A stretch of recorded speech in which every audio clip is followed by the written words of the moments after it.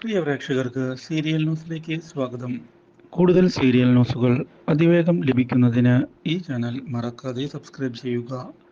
Bell icon click ചെയ്യാൻ മറക്കരുത്. Do like, share and subscribe. അർജുൻ്റെയും അതുപോലെ തന്നെ പിങ്കിയുടെയും കാര്യത്തിൽ നന്ദ കാണിച്ച തന്ത്രത്തെക്കുറിച്ച് അറിയാൻ ഇടയാവുകയാണ് ഗൗതം.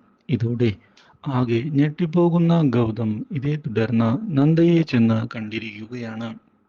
നന്ദയോട് നന്ദ ചെയ്തത് വളരെ നല്ല കാര്യമാണ് എന്ന് വ്യക്തമാക്കുന്ന നമ്മുടെ ഗൗതം ഇരുവരെയും ഒന്നിപ്പിച്ചതിൽ താൻ വളരെയധികം സന്തോഷിക്കുന്നുണ്ട് എന്ന് പറയുകയും ചെയ്യുന്നു. അർജുന് ഒരു നല്ല ജീവിതം ലഭിക്കണം എന്ന് താനും വളരെ നാളായി ആഗ്രഹിച്ചിരുന്നത് എന്നും അതിപ്പോൾ നന്ദ കാരണമാണ് നടന്നത് എന്ന് വ്യക്തമാക്കുകയും ചെയ്യുന്നു. എന്നാൽ ഇതേ തുടർന്നാണ് ഈ കാര്യങ്ങൾ വീട്ടിലുള്ള എല്ലാവരും അറിയാൻ ഇടയാകുന്നത്.